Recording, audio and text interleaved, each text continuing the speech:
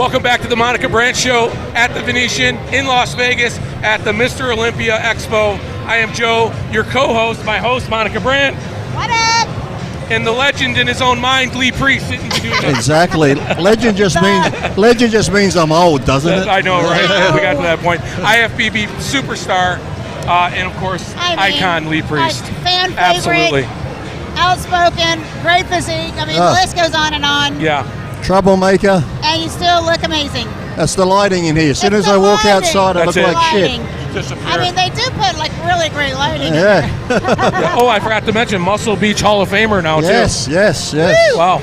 Yeah. I always figure that's weird now because tourists will go down there and they'll be going, wow, Arnold Schwarzenegger, Lou Ferrigno. Who the hell's Lee Priest? Oh, right. It's Come you. on. Yeah. Uh-huh. Tourists have to Google that one. Right. Oh my gosh. Well, Lee, how's Olympia going for you so far? Good, busy. So I think the last one I come to was before COVID hit. So yeah, but I've just been back home in Australia, keeping quiet, and I like it back there. So stay out of trouble. So Yeah, you guys were locked down for a while. oh, Yeah. Right. tell me about it. Yeah. When did you get to Vegas? Have you been here for a while or just a couple days? I got here on Thursday, so Got in Thursday. so in okay. 2 days I've had about 2 hours sleep. So I was gonna say, I'm going good. Jet Right. lag a little bit? Nah, when you get to my age, it's just. My age. Right. You're only 39. What are you I talking wish. about? I hit the big 50 now. It's like I'll be 51 next year. It's like wow. 51? Wow. Hey, I'm 52. Well, Masters That's Olympia's back, I know. Lee. No. I heard that. I know that. you did. Yeah. I saw your posts. But they're talking about maybe 45. Yeah. I said it should be 50 and over, and not competed for at least 5 years. At least. Hey, then I Right. fit right in. Right. There'll be a lot of you then compete. Well, the thing is, 45 guys could go out of this Olympia and go straight to the Masters. Right. It's like give us older degenerates of You're right. You're really right about that because I was thinking about the women. We're talking about the women's Masters and the women's Olympia coming in and all the different divisions. And I was like, that'd be kind of cool. But you're right. It's like, I haven't competed since 2016. Exactly. And my training's not like it was back then, So not that we couldn't do something, but you're right. It should be like the kind of 5-year hiatus. That makes it Make it a even little more playing official. field, yeah. Right, a little more fair. Well, we can put a good word in anyways. Yeah. Something. We need some sort of handicap. I think we can probably figure that out. At least put together our own show somewhere, maybe Exactly. over by you or something. And just I'm the only one in it. Just some messed up show where we. I'd probably be the only one in Right. it and still get second. So. So Lee, how many Olympias have you actually been to, and how many have you competed in? I think I only competed in like 8 or 9. Had placed 5th. I had like 3 top 6 finishes, and I guess people say you get those trolls on you never won the Olympia, but when I was competing with Dorian, Paul Dillette, Kevin, and all that, me getting into top 6 was like a win to me because I was always. Yeah. But I won a few pro shows. I remember San Francisco. I weighed 199 pounds. Yeah. 100 what? 99 pounds. Yeah. And Cormier was second, he weighed 260, Dexter was third, yeah, so such a difference. at my Without a body doubt. weight, I did okay, listen. so I was happy with what I did. Oh, I think it really shot. I mean, it really was a shot heard around the world. Yeah. I mean, what you were doing back then and that group of guys, you're right. The top 5 or top 6 was winning the Olympia. Compared to today, any one of you Exactly. guys would just be taking home the trophy. Exactly. I'm not afraid to say it at all. Yeah, well, people always say if I had a 212, it's like, see, I was always in the open, I didn't have 212. I think, was it around 06, 07, the 202 started, so that's when I was pretty much, I got banned from the IFBB then, so that was the end of my career there. But then I took 7 years off myself, and in 2013 I came back and won the NABBA Mr. Universe and that. Then I was preparing for another show in 2015, but got T-boned and messed all my neck up, so. Yeah, course of events it all kind of played out over that little bit of time there. It really did. Yeah, I thought watching you come up as a young man myself, I'm 51, but I mean, geez, oh Pete, I had every magazine in the world, and during that generation, which was the greatest bodybuilding generation ever, by the way, it was just an amazing time to be a fan of the sport. And I'm not taking anything away from what we're seeing today, but it really was by itself a special decade. Well, I think it was too, because even back then, like, gyms are good now, and there's a good atmosphere out here with Dragon's Lair, Flex's Gym, and the Fit Club Las Vegas and that. But I think just that atmosphere back in the day of Gold's Gym and World Gym and all that, like the Gold's no, you back in can't, the day. you can never duplicate that again. It's like, Living no. there, just knowing that the legends who used to be there, you're in the same location, you're in, like being in that environment, for me was really special, getting to know the guys and then knowing, what legends were made there, right? Yeah, and what the history of the sport was there. Well, it was even like going into Gold's Gym back then in the Firehouse. Any given time, you'd probably see 10 or 15 of the top pros on any given day, plus all the movie stars and everybody else. So, I went to Gold's when I was out there for the awards, and it still has that atmosphere, but it's just missing, like I said, it actually brought back a lot of memories. Well, the other thing is we knew the owners back then. It wasn't a franchise thing, right? Yeah. Right. It was the gym. People from all over the world flew into LA to go to that gym, spend their vacations there, train, and be there. Yeah. And you could get to know the owners.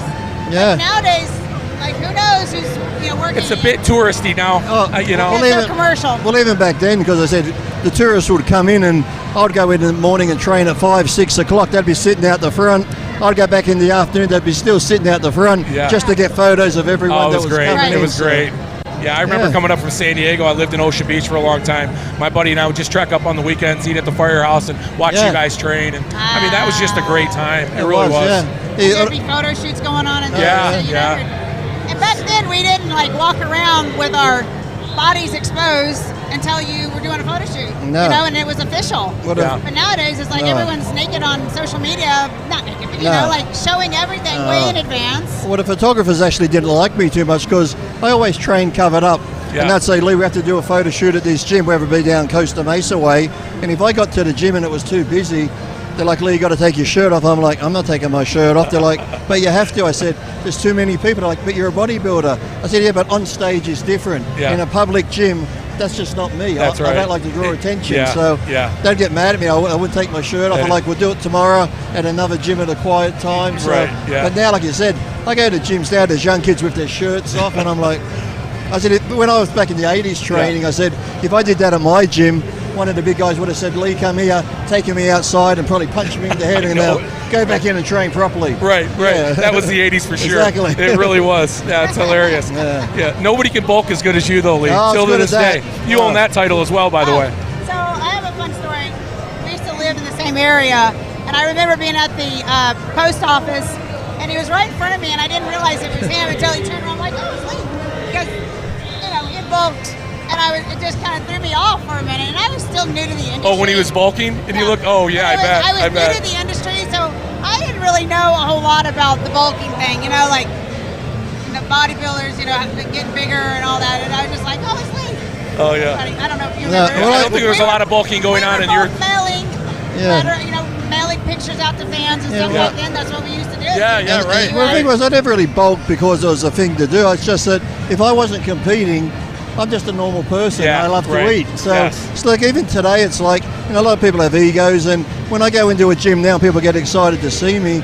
I get embarrassed. It's like, yes, it's good that I inspire people, but when they're like, oh, you're Lee Priest, I'm like, I'm just Lee. I'm just like you. I come to the gym and train. Just because I got a pro card doesn't make me any better person. And so you've certainly proven that just the way you interact with everybody. I follow you on social media. You're just Lee, man.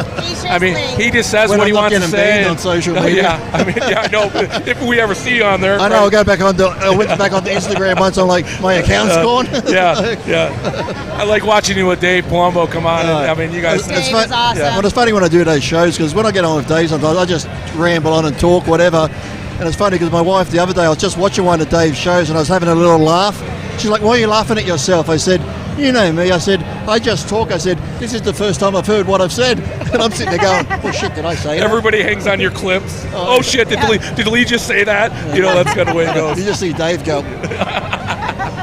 That's hilarious. Yeah, it's like, it makes life interesting. I never took it too serious, and you can't take life too serious. It's like, just have fun and enjoy it. You're having a lot of fun now, it looks like. Yeah, I've always have. And even backstage when I was competing, some of the guys would get mad because I'd just be having fun backstage, joking around. They're like, Lee, this is serious. I'm like, why?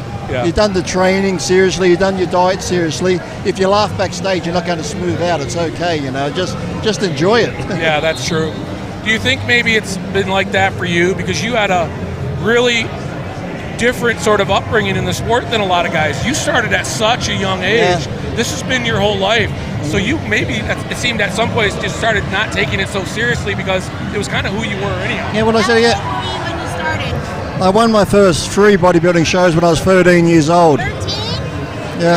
Crazy. Yeah. And then at 17, my mother and I were the first mother and son in the world to compete together and win a couples together. So, like I said, and in the beginning when I was younger, I would do that. I'd be like, I just got to train, eat and sleep, train, eat and sleep. But then I went, wait a minute. If I've trained already and I've eaten my meals, I can go outside and have fun and walk the dog. Whereas some bodybuilders, I have to sit here and be miserable. I can't do it. I can't do it. Like, why not? You know? It kind of came with that. It's not going to make you any less of a bodybuilder if you have fun. Because you won't see relationships break up because they'll be so focused on the show, they'll neglect the girlfriend or the wife or whoever because I got to do this. It's like, okay, but you've trained, you've had your meal. Go to the movies, take your girlfriend or wife to the movies. When you finish, come back, train again. It's not going to make you look any smoother or whatever. So, every people think, but if I go and enjoy myself, that's not hardcore. Yeah. It's like, it's got to, you got to find that balance. I think you rubbed off on a few people, and I think a lot more people are having fun in large part because of you. Well, they're going to McDonald's because of that too. Eat a lot of donuts. Oh, I love McDonald's. Yeah. How long are you in town? Until Wednesday. You're here, okay. Yeah, so. Go do some Vegas stuff, or you just seeing friends? And I think I've done a lot of Vegas stuff when I used to live here, and I used to come out to Vegas all the time when I was racing and stuff. So, how did that Vegas stuff? Yeah, so the Vegas was one of my favourite tracks to race. That won a few races out there all the time. So, I think 2006 was a good year because that's my last year in the IFBB. I won the Ironman Pro, but then I also won the drag racing championship that year as well. Little known fact, really. Are you still racing at all or involved in that? Not much anymore, because in Australia everything's so expensive. So when I was here doing it, you had Lucas Oil's sponsors. So if you get sponsors to pay for all that, it's a lot more fun. Makes it easy. Sure. Yeah, absolutely. Yeah. So. What else is going on over in Australia? Are you working over there? No, just doing the same, hanging out, doing what I do now. Got 2 new dogs, like 2 new American staffies, so they're like 7 months old and they're already this big. Yeah, no doubt. Then I went and got a nice old 1970 fastback Mustang, all rebuilt, 428 Cobra jet motor. So I take it to car shows, and the last 5 months I've won 6 trophies with my car. Oh wow! So I'm like, this is great. I can take the car to a park. Yeah. I sit there eating hamburgers, and I still win trophies. My wife's like, the car won the trophy, not you. I said, well, who cleans the car? That don't take my joy away. Oh, jeez. So I've been doing that a bit. Shout out to your watch company, by the way. Yes. Amazing. Because he's got them all over online. They look great on Lee, I'll tell you. But actually, we're going to be in talks next year. There could be a Lee Priest edition one. I'm hoping that's true. Yeah, you're the face of that watch company as far as I'm concerned. Such a great watch. Yeah. I love them. Matches my eyes on my tattoo. Yeah. You got to be big to wear that watch, Monica. No, they got a smaller version. Do they? Too. Nobody wants that. Yeah. It's a good weapon. Yeah, anyhow, right. Yeah. No, they're really good, so. Yeah. Well, thanks a lot, Lee. Oh, thank you very much. And it was great seeing you again. I think the last time I saw you was when I was living in Austin, Texas. When the last time we saw you? Yeah, that's when I saw you probably at an expo, but properly the last time was when I was living in Austin, Texas, and that was a while, right? Yeah, I think the last I lived in Austin was around 06, 07. I was living there too, right? Oh man. Only a few months ago. Yeah.